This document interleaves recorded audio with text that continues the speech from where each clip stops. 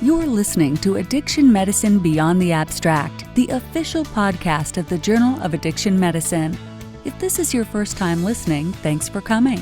Addiction Medicine Beyond the Abstract is produced for your enjoyment and is focused on the latest journal-published research and science in the field of addiction medicine. Remember to add us to your favorites in iTunes. You can also follow us on Twitter at ASAMorg and Facebook. Now, let's go beyond the abstract.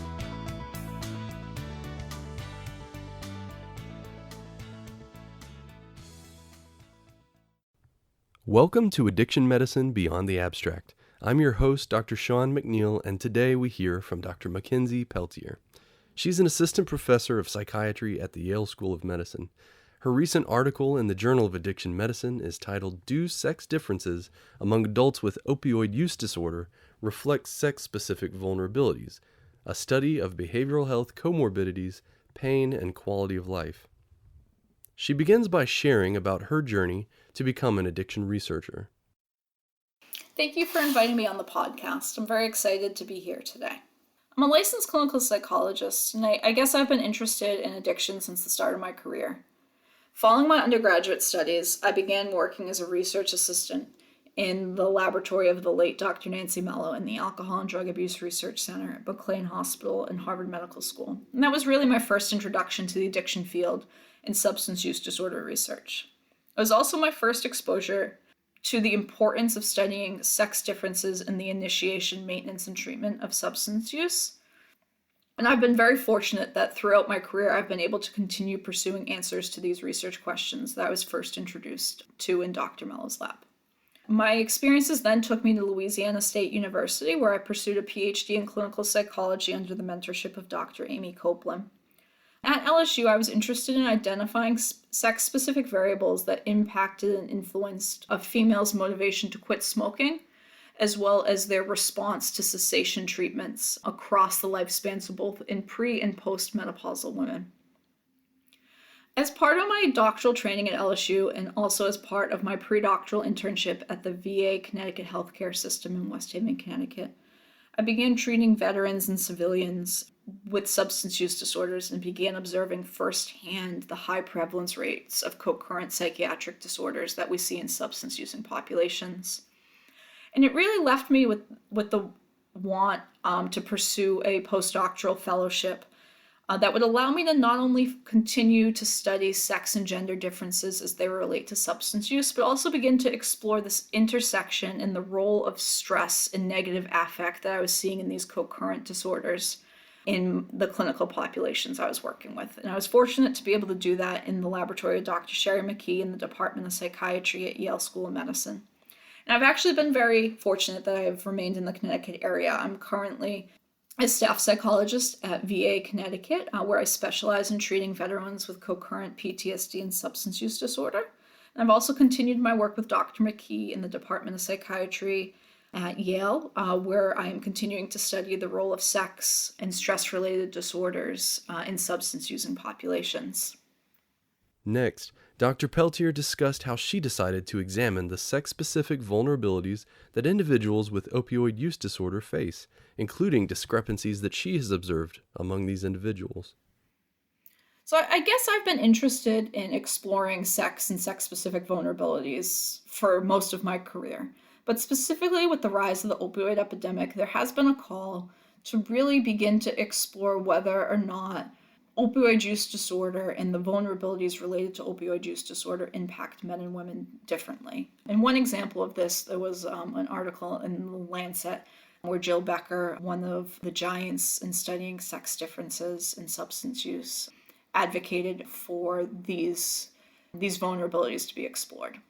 Additionally, as you asked, I was seeing a difference between the men and women with opioid use disorder in my patients, seeing that women were presenting with more heightened co-occurrent psychiatric symptomatology, overall lower quality of life, and really wanting to see whether or not there were specific vulnerabilities for women with opioid use disorder that may or may not be observed in the general sex differences we see in the broader population.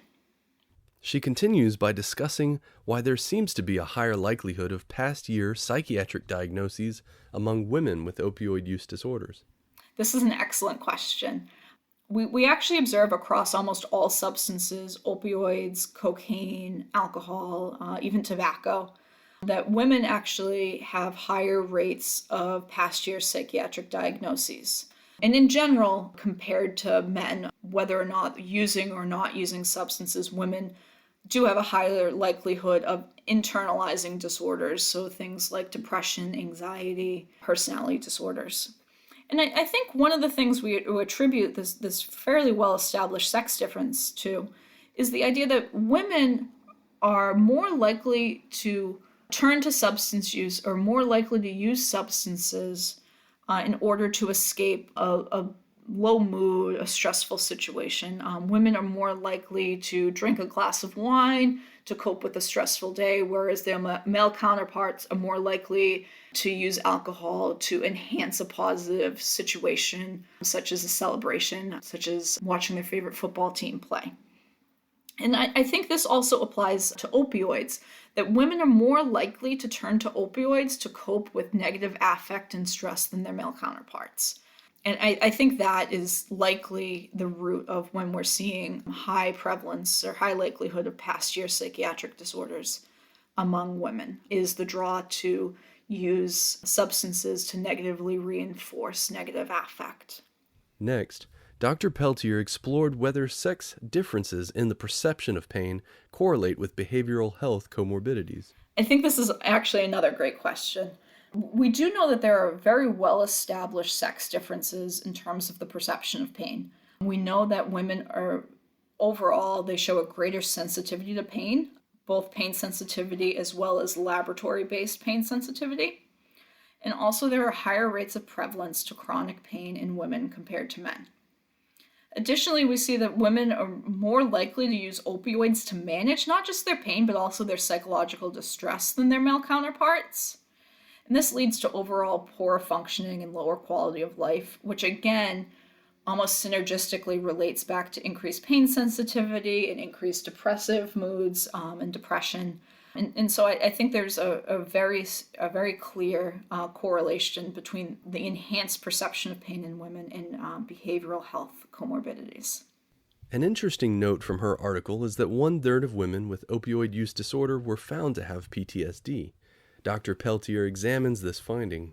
I agree. I found it incredibly interesting that around 30% of the women in our study with opioid use disorder also had post-traumatic stress disorder, and that rate was so much higher than the men, who were about 15% of those males with opioid use disorder also had post-traumatic stress disorder. And I think there are a couple of things that we could attribute this finding to. I think the first thing, and when we're thinking about how individuals develop PTSD and the models that lead to post-traumatic stress disorder, I think one, we know that women compared to men show an increased vulnerability for trauma. So regardless of whether we are controlling for trauma type or the number of traumas, that women in general have heightened vulnerability to trauma. So if we think about it in that way, women just may be more exposed or more vulnerable to experiencing these traumatic events than their male counterparts, which may contribute to a higher rate of co-occurrent PTSD. And additionally, we also have to think about the self-medication hypothesis. And this idea that, as I said before, women may be using substances in order to negatively reinforce or to escape the negative affect. So specifically in relation to PTSD and opioid use disorder, women may very well be using opioids in order to cope with their trauma symptomatology, including hyperarousal, difficulty sleeping due to nightmares, or re-experiencing symptoms. And so there's this idea that as they're using substances to then negatively reinforce their PTSD symptoms, they're also begin to then continue to use substances to negatively reinforce and to escape the withdrawal symptoms, which is again a synergistic effect that may account for an increased rate of concurrent PTSD and opioid use disorder among women. Finally, she discusses several significant clinical points that arose from the findings of her study.